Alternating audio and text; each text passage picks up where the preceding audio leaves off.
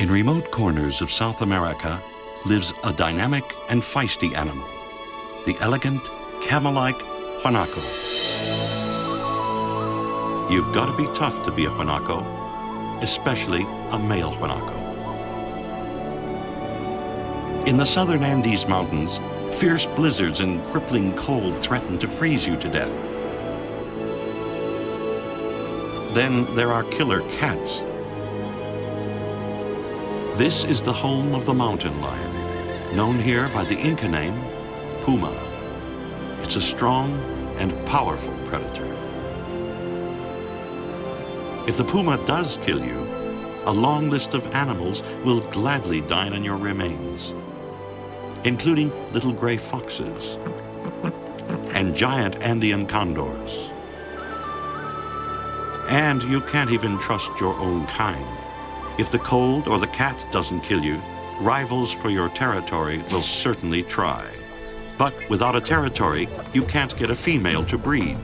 So a male guanaco's life is filled with conflict.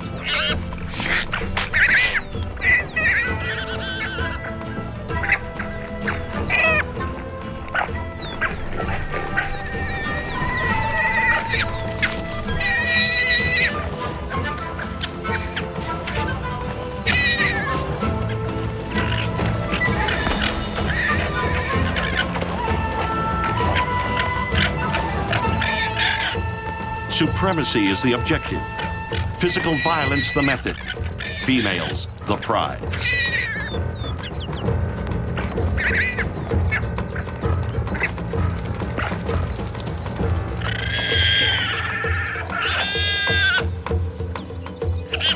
So if you're a male guanaco, tough isn't enough. You also have to be spitting mad.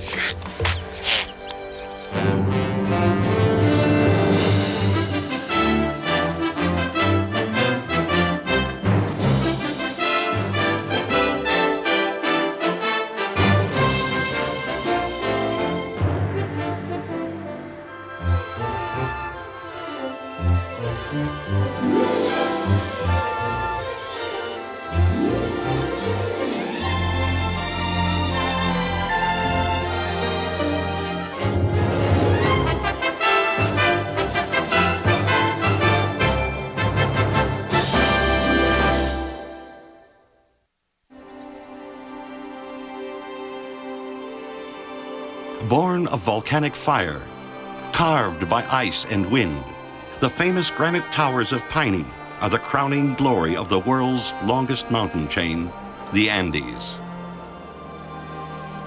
This is southern Chile's Torres del Paine National Park, only 1,000 miles from the ice cap of Antarctica. And just over the mountains is the Pacific Ocean, a birthplace of storms.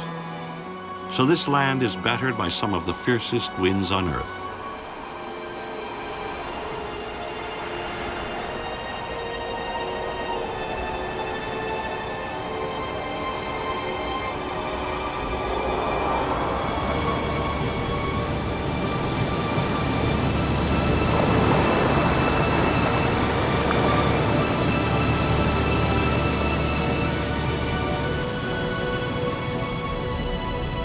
To survive here, you need to be a very special animal. One that is adaptable, well organized, alert, and above all, tough. The guanaco. And they certainly are well adapted, having thick, soft coats for protection against the cold. Wild ancestors of the domesticated llama, their fleece was much admired by the Inca civilization, providing warmth and wealth. But a warm coat is not enough. A male guanaco starts adult life homeless and alone, and to be successful, he has to win a territory and breed. So he must communicate with potential mates and rivals. A raised tail and lowered ears means aggression, and the elaborate language makes intentions clear. The ear flagging, the spitting, the raucous screams means a battle for territory is in the making.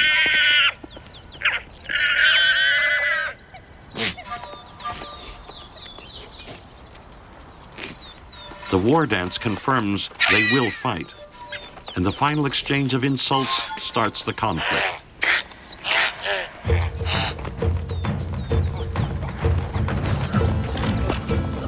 With battle lines drawn, they try to intimidate each other with a show of strength.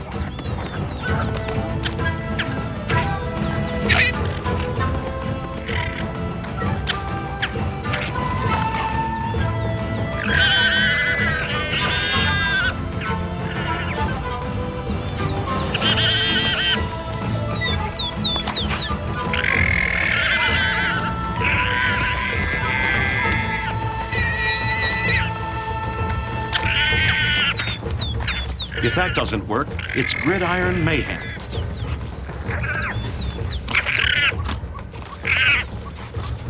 These fierce fights are dangerous and could lead to broken bones, even death. But in the world of the Guanaco, territory is everything.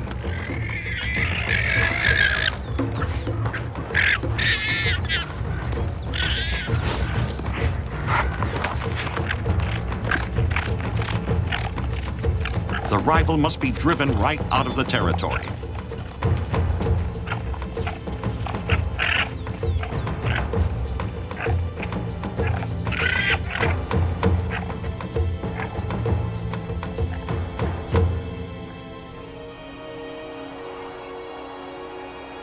The males are fighting for this prime real estate, a lush area with ample food and water. And by winning this territory, the victor is able to attract females, an absolute necessity if he's to breed successfully. His aggressive defense means that the females in his family group can feed without hassle from other males. Guanacos graze carefully, and their soft cloven hooves minimize damage to the delicate turf. There is safety in numbers, too. Many pairs of eyes and ears provide protection from predators. And in this landscape, predators can hide almost anywhere. The male keeps a sharp lookout for danger, especially pumas, the Guanaco's worst nightmare. Pumas are a serious threat to survival and often stalk lake edges for thirsty Guanacos. They are powerful predators, 6 feet of lethal muscle, capable of pulling down prey 8 times their weight. But a fully grown Guanaco is a difficult, sharp-eyed target. If they are seen, pumas won't waste energy with further hunting, and Guanacos sound the alarm with a far-reaching cry.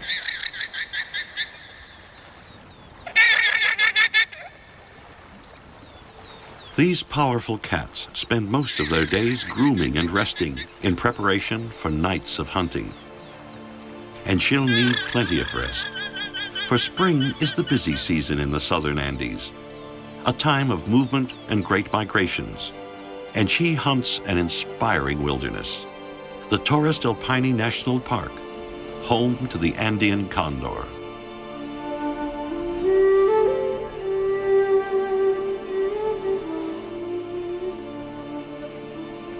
One of the world's largest birds, the condor's 10-foot wingspan looks big even in this mighty landscape as they cruise the wild skies in search of carrion. Spring is the time when Guanacos give birth, so stillborn calves or afterbirths will be a welcome source of food.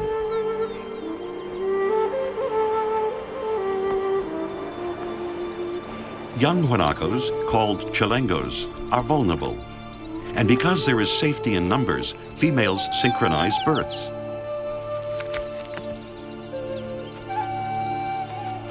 Over about 2 weeks, nearly 500 chalengos will be born.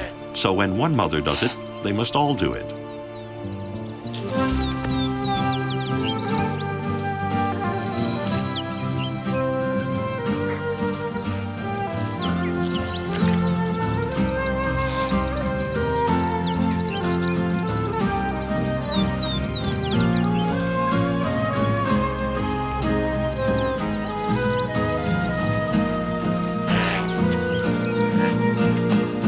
It is no wonder that spring is considered the high season in these wild mountains. And the young guanacos are eager to become part of the celebration.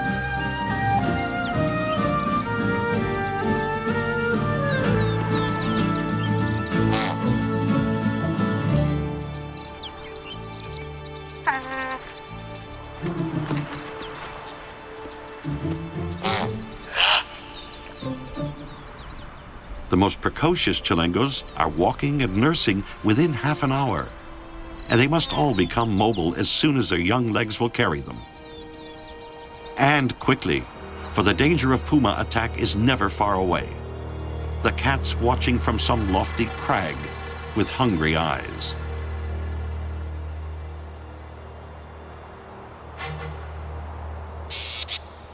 But even big cats don't have it easy. Guanaco family groups tend to gather in areas where there is less cover for pumas on the prowl. And the chalengos are deceptively quick on their feet.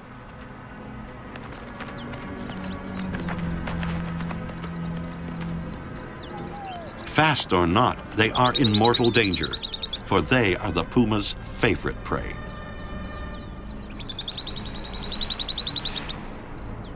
Even when there is little cover, pumas are masters of invisibility, stalking their intended victim by using hollows in the ground.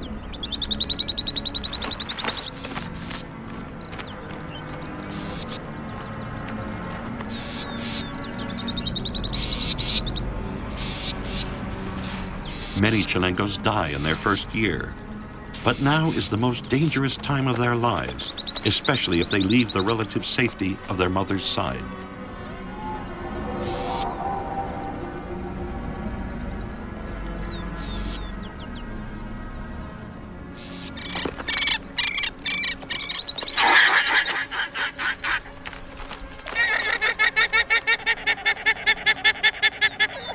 Life is a constant battle between the puma's stealth and the guanaco's sharp eyes. This time, the eyes win.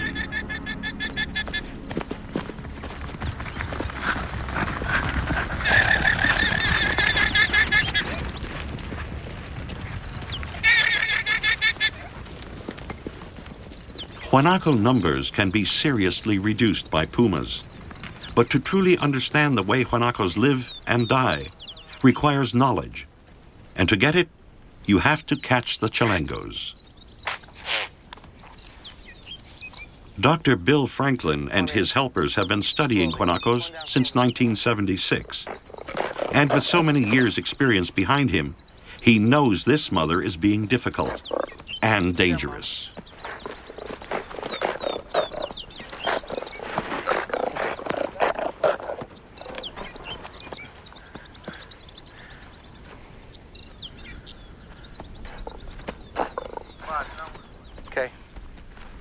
This angry female has made it clear that her chalengo is not going to become a part of Bill's scientific data.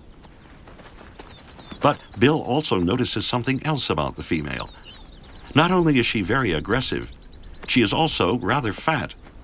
So he leaves her to regain her composure in peace, but instructs one of his students to watch her from a distance. It soon becomes obvious that this particular guanaco is a very special mother.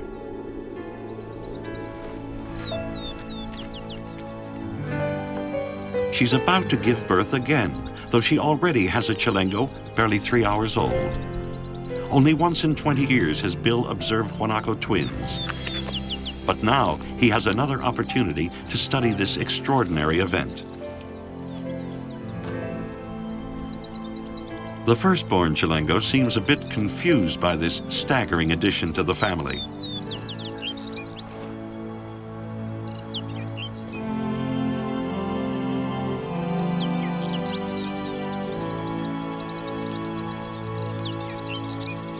During the coming months, scientists will closely observe the twins as they face the dual threats of bad weather and puma attack.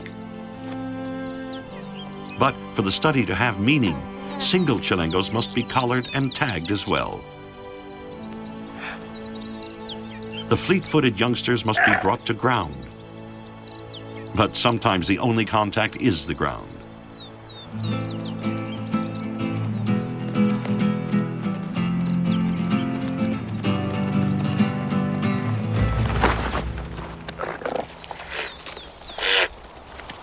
When they're just a few hours old, chalengos are easier to catch and can be handled with a minimum of stress to both mother and chalengo. Wild though they are, guanacos see scientists almost every day and are at ease in their presence. For 2 decades, Bill Franklin has given dozens of students the privilege of studying one of the most interesting animals on Earth, and he is the world's leading authority on these toughest of survivors. You run 13, 14 kilos. Tagging the chalengos allows their habits and movements to be observed and recorded. And while its mother looks on anxiously, her chalengo is weighed and examined. Much can be learned, for the health of this chalengo may be a reflection of the health of the region in which it lives. Steady it. Steady it. Holy cow. Yep. 13. Okay. The chalengos are fitted with radio transmitters, so their life and death struggles can be followed. In this way, Bill has discovered that guanacos may live as long as 12 years, but only if they survive the first year. Everybody stay down. Everybody stay down, please. Just walk over. The chalengo will be closely guarded by its mother for the whole year. But despite this protection, up to 80% of the year's offspring might be taken by pumas. Separated from its mother, a chalengo is confused and in danger, so Bill is anxious to return it quickly. Keep going on them up.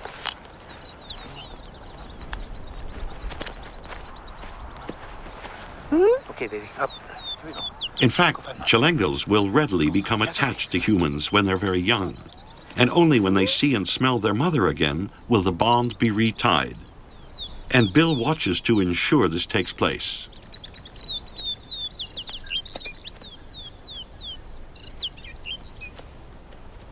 To see the two together again is a heartening moment, and mother and chalengo soon rejoin their family group.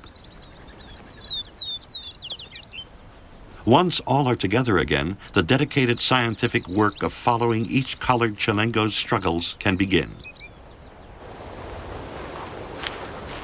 Summer and winter, Bill's students take to the hilltops to check on the whereabouts of the chalengos.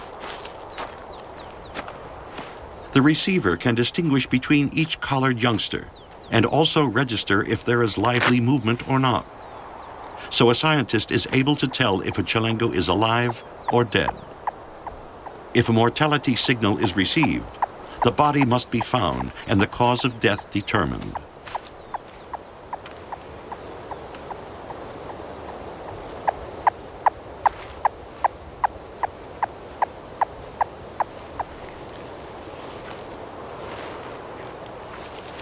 This chalengo was killed by a puma, for the big cats cover their kills to hide them from scavengers.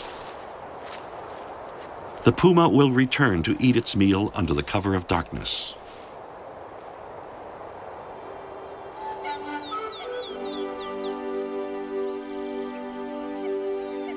The cats hunt mostly at night, so evening is the time to wake up.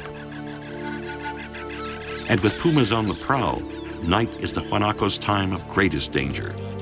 So they have a strategy for staying alive. They move house.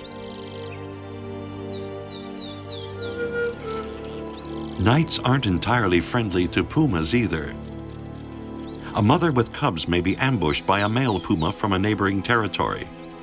So she delays leading her cubs out of the den until the light is fading, and will be careful as she guides them to the kill.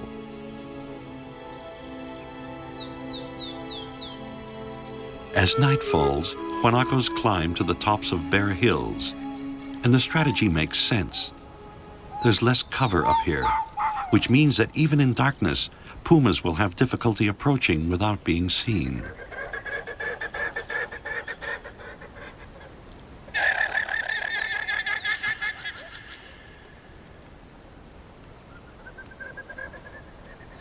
The mothers will ensure that their chalengos are close by, and the male will keep watch from the edge of the family group.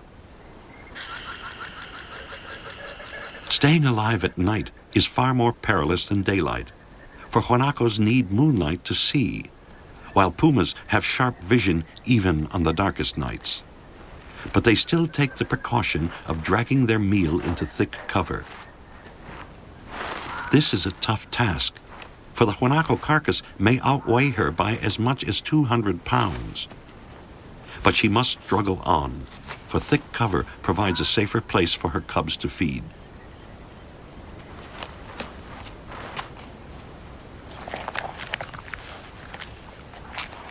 The family shares the food amicably, with the youngsters getting first bite. And once they filled their bellies, the cubs can indulge in some late-night revelry.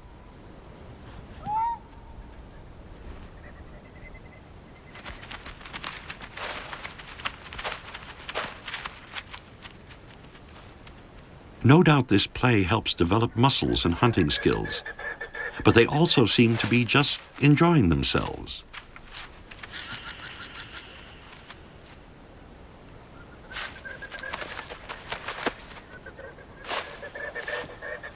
Their mother must recover the carcass, for it will feed them all for at least 2 more nights.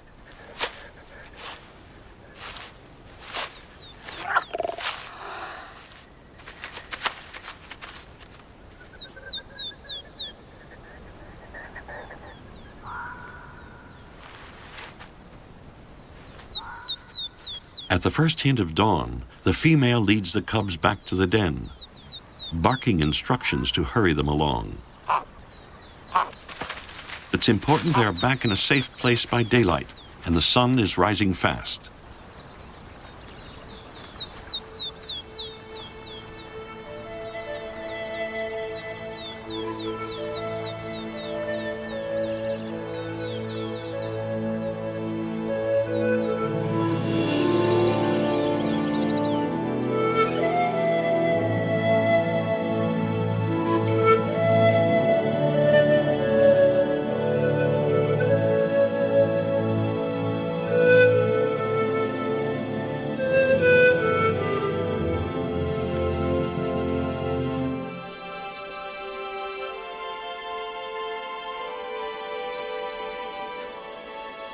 Once the pumas are back at their dens, the guanacos come back downhill to the food-rich meadows they abandon at night. Joining them is a wealth of wildlife that floods into the park during the spring and summer. Many wildfowl breed here, including graceful black-necked swans and the chest-padding ruddy duck.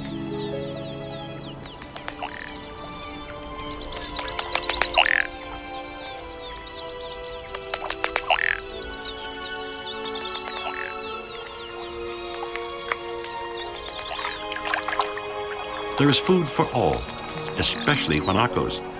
And though summer is a time of plenty, the park lies in the wildest extremity of South America, and the weather cannot be taken for granted.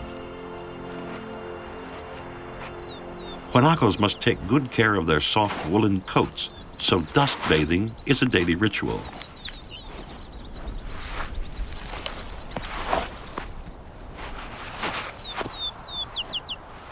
Keeping them in tip-top condition could mean the difference between life and death. For even in summer, icy winds and snow can blast down from the mountains.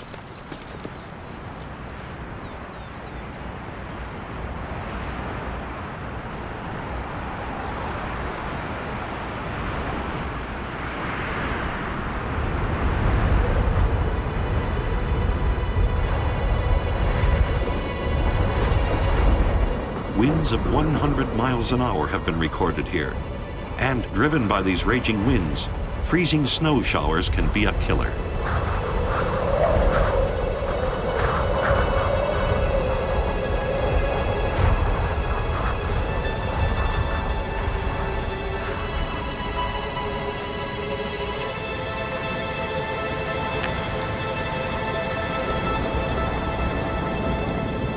When the weather has been particularly brutal, the undertakers of the air are never far away.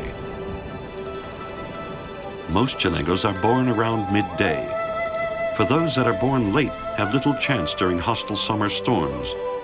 And once hypothermia sets in, death follows quickly. There's nothing the distressed mother can do.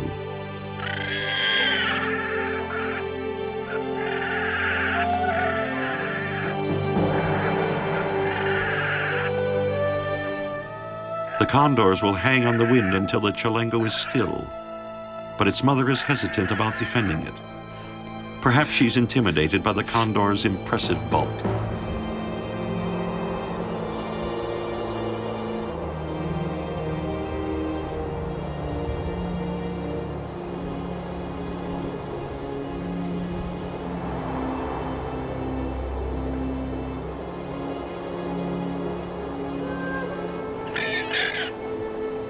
Only when the condors begin eating her dead offspring does she muster enough courage to chase them away.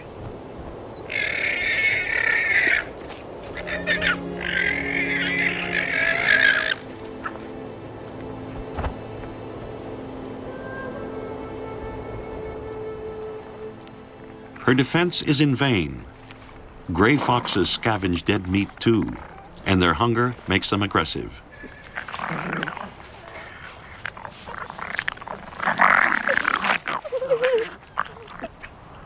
Though some of the meat will be eaten now, it is vital to store some of the scraps for use in harder times.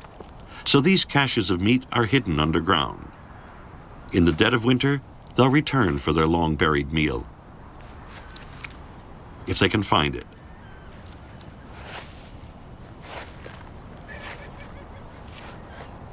Summer can be an easy time for foxes. And like most predators, their cubs are raised on the misfortune of others. Not just dead chalengos and the remains of puma kills, but eggs, birds, and lots of beetles.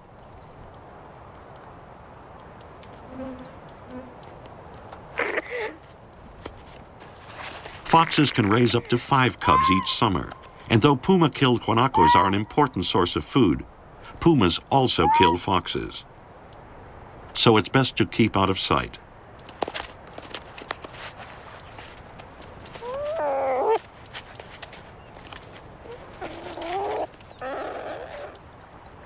Killing isn't always a big cat's priority. Eating a guanaco on a hot summer's day is thirsty work, so she had to abandon the carcass to find much-needed water.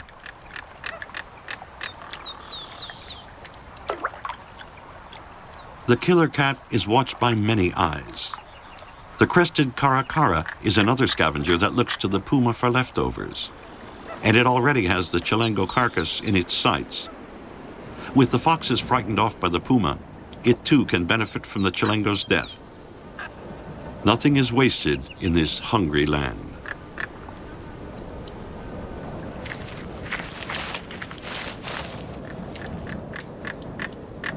As with all birds of prey, the caracara's hooked beak and sharp claws enable it to rip meat off the tough carcass.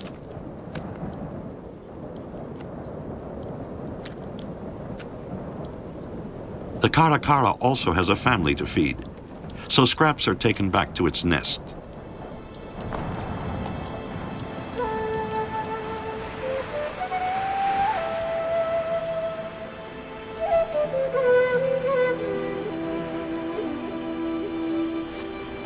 Two chicks are the norm, but conditions are so harsh in these wind-swept mountains that food is difficult to find.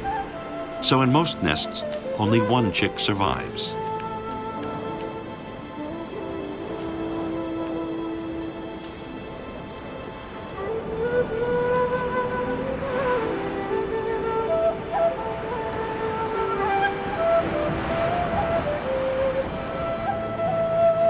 Life is tough in the mountains, and the short summer is a vital time in the lives of local animals.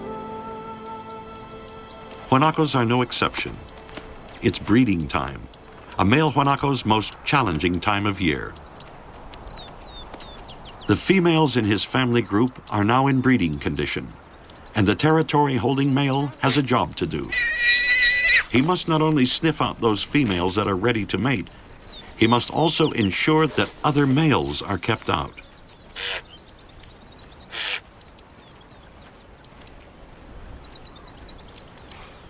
With aggressively lowered head, he dashes around, marking his territory by adding to dung piles scattered around the real estate he calls his own.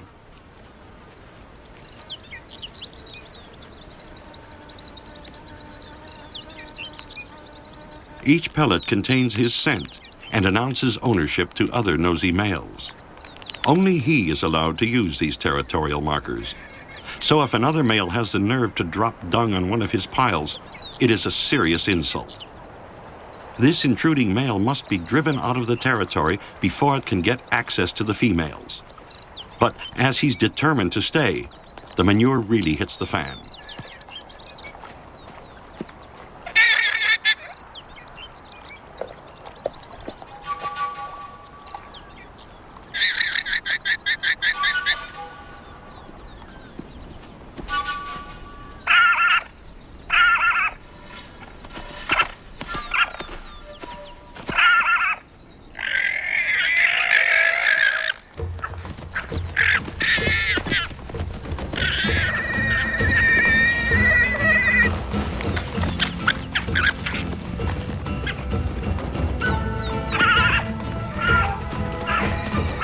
These battles for females can be exhausting, the combatants galloping for miles across the hills.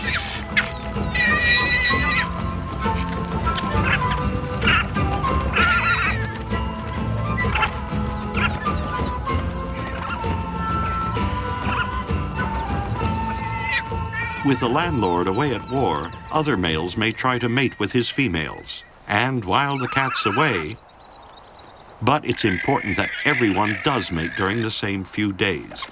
And every male wants a slice of the action. But some young guys never get the footwork right.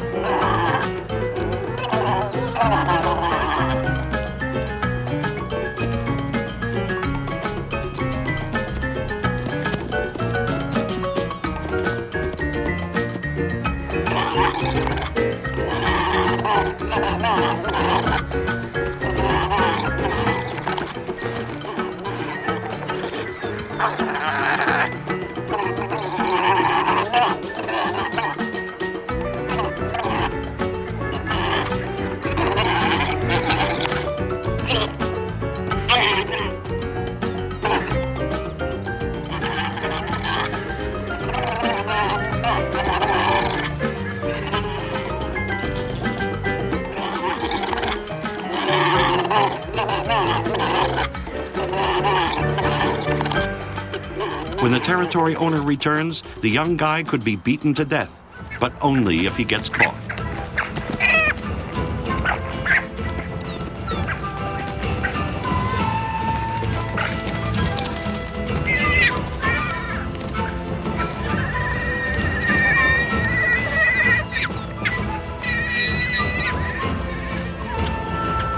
The landlord means business, so the cheating youngster is literally running for his life.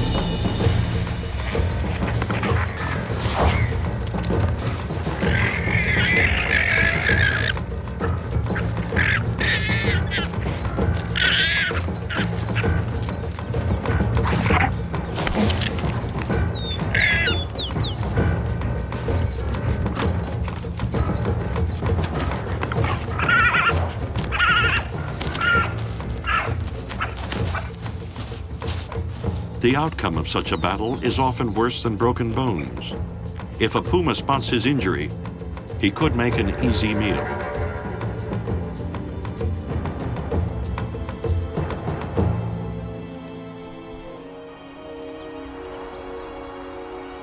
If the young guy is to stand a chance of surviving, he needs a place to hide. And fortunately for him, Guanaco society provides just such a sanctuary. A sort of bachelor's club between the family territories where dispossessed males can gather.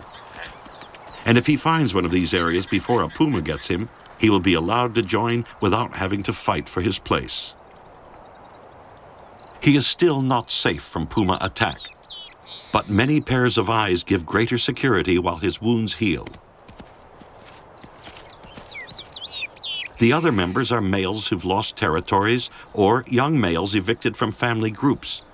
And apart from eating, the most important activity is play.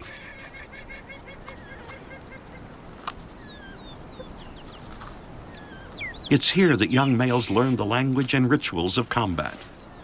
They engage in playful bouts of sparring to win status in the hierarchy.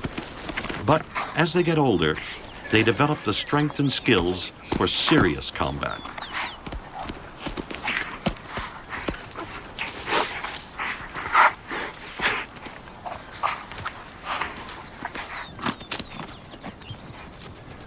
Most members will go through 2 or 3 years of cheerful neck chewing before fights become serious. And by then, the mature males are ready to leave the group and try to win a territory of their own. But they may have to wander the hills alone and homeless for months on end. And other big changes are in the air too. Nights are growing colder. Autumn mists fill the valleys. Life is getting harder.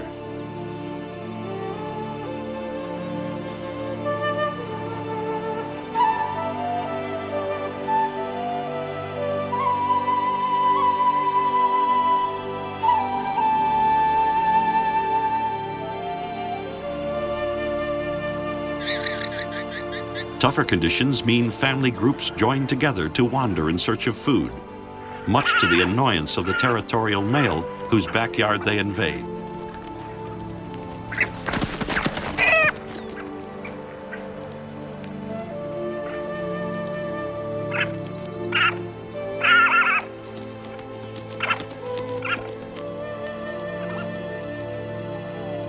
With autumn's glorious colors in full bloom, the herds move around even more, forcing the pumas to track them during the day so they can hunt them during the night.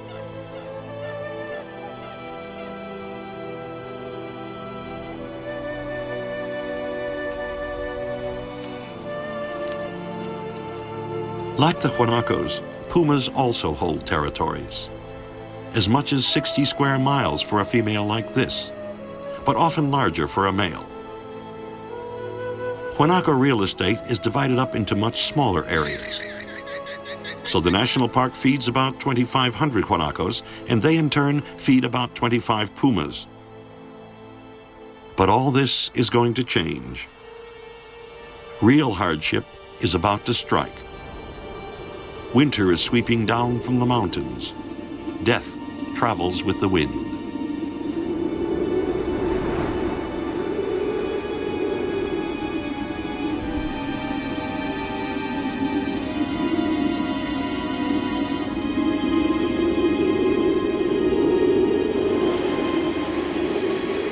Blizzards and deep snow make survival increasingly difficult.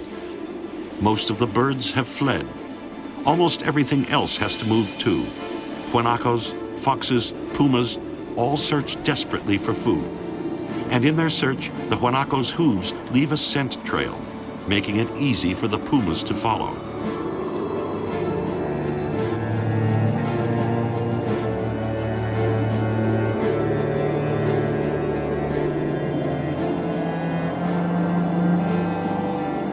In the guanacos' mass exodus from their summer range, the migrating family groups coalesce into large herds, and the pumas must stay close, both mother and cubs.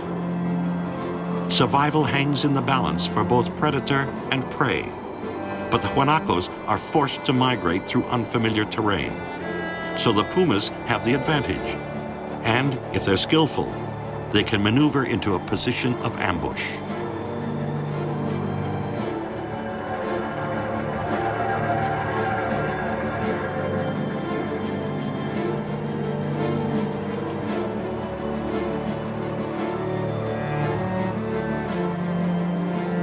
To add to their problems, the guanacos have to migrate into areas where conditions seem particularly bad.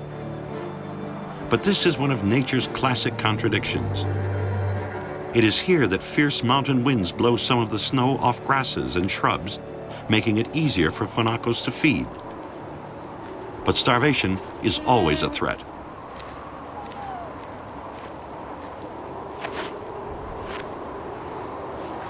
If severe weather persists, it can take a heavy toll to the benefit of the little gray foxes. If they have already exhausted their buried supplies of meat, they are relegated to digging for frozen insects.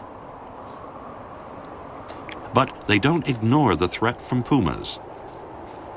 It's quite the opposite. The foxes actually trail the cats, waiting for them to provide a larger meal. And they may be lucky.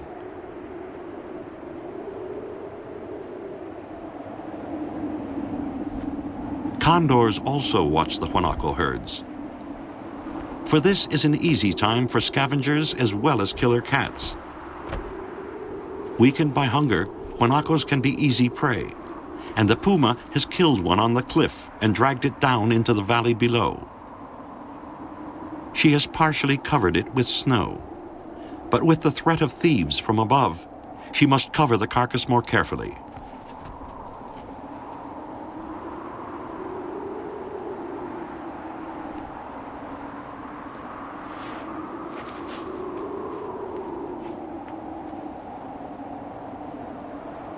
Huge front paws shovel snow effectively, but an even better deterrent against the condors and foxes is her presence and that of her waiting cubs. The cats can be seen easily in the snow, so the hungry cubs will have to wait until nightfall to enjoy their meal, for they're still at risk from other hungry cats that could be hiding nearby. So once the female has covered the carcass, they will all gather nearby to stand guard. But deep snow makes traveling difficult, even with the benefit of outsized paws.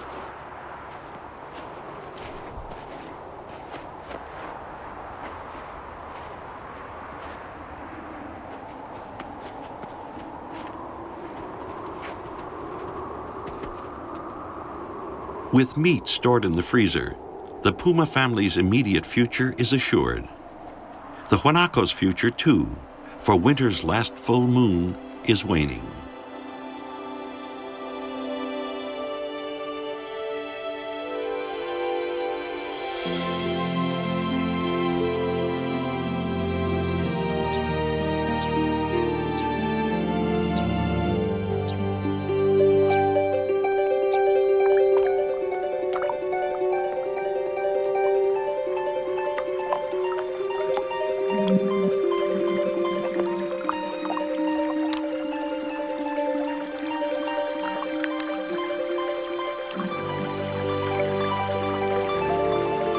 As the sun releases winter's icy grip on the land, the annual spring ritual is repeated. Guanacos hurry back to their summer territories. The males reestablish their ownership of prime real estate, and once again they turn their attention to attracting females to their lush meadows. And with spring at hand, the park becomes a mecca for wildlife.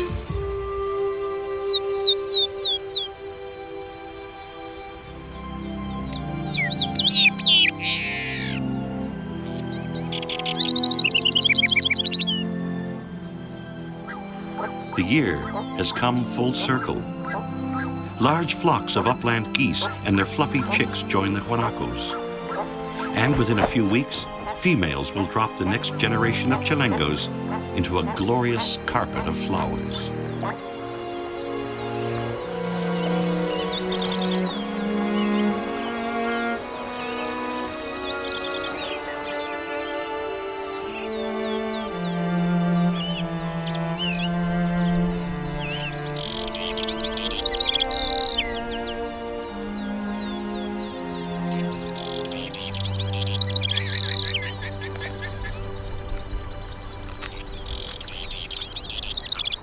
Burgeoning vegetation means there should be plenty to eat.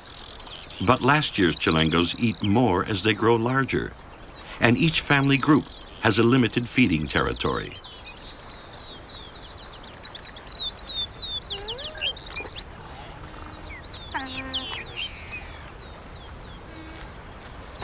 Overpopulation can lead to hardship and starvation, but guanacos have a solution to this problem too.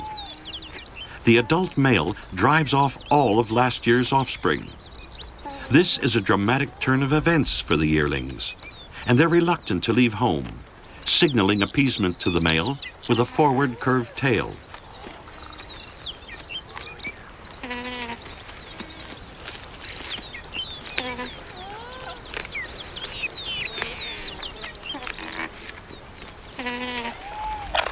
But even if the male gets the message, he must press home the attack. The future of his whole family group depends once again on ruthless aggression.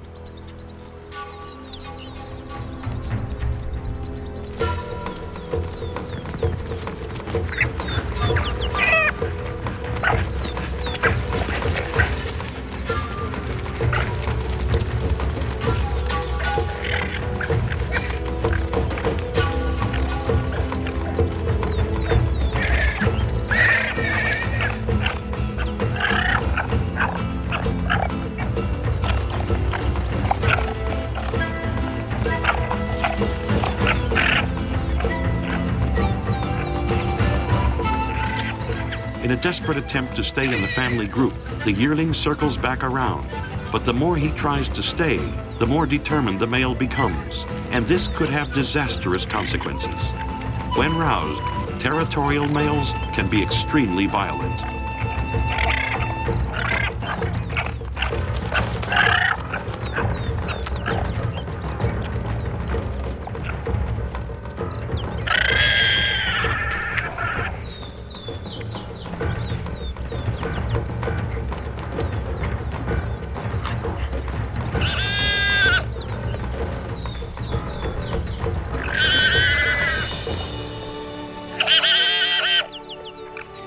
An injured male yearling is in serious danger. If it fails to find its way to the sanctuary of a male group, its fate is all but sealed.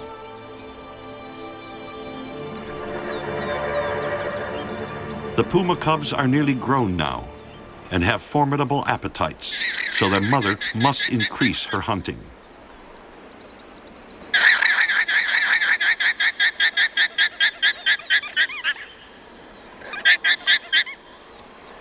There is little chance for an injured yearling, for the cubs are bolder now, investigating their territory with enthusiasm and no longer waiting for nightfall to eat.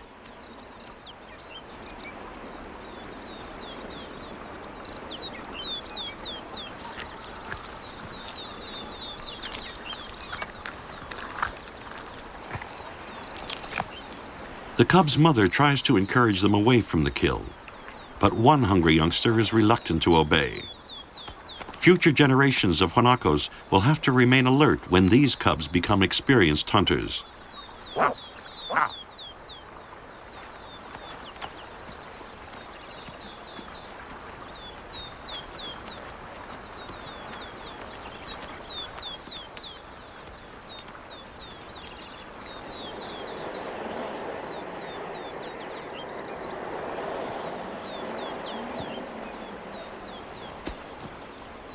With the big cats at a safe distance, condors and caracaras can once again take advantage of the Huanacos' presence here.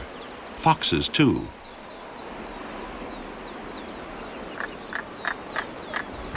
In fact, the Huanacos' life and death is the essential pivot upon which all life is poised. For their competitive social system has evolved because it makes maximum use of the land with minimal damage. Huanacos are now protected in Chile and are holding their own, but in many ways, they protect themselves.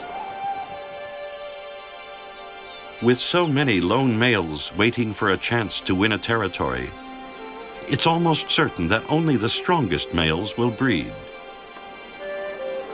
Their future, and that of all Huanacos, depends on the survival of the fittest.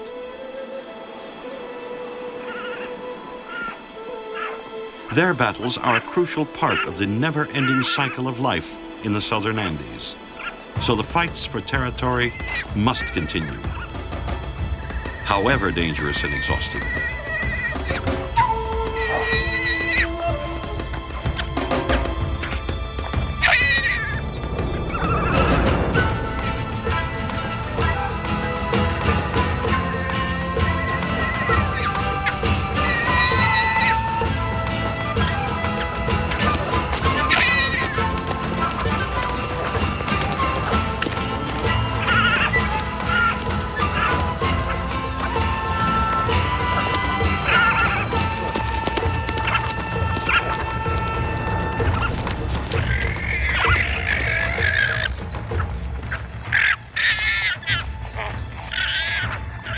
For the land to sustain life, there have to be winners and losers. And it's essential that the winners are so tough. For even in this windy, unforgiving land, their vitality helps all Guanacos to survive, to thrive, and prosper.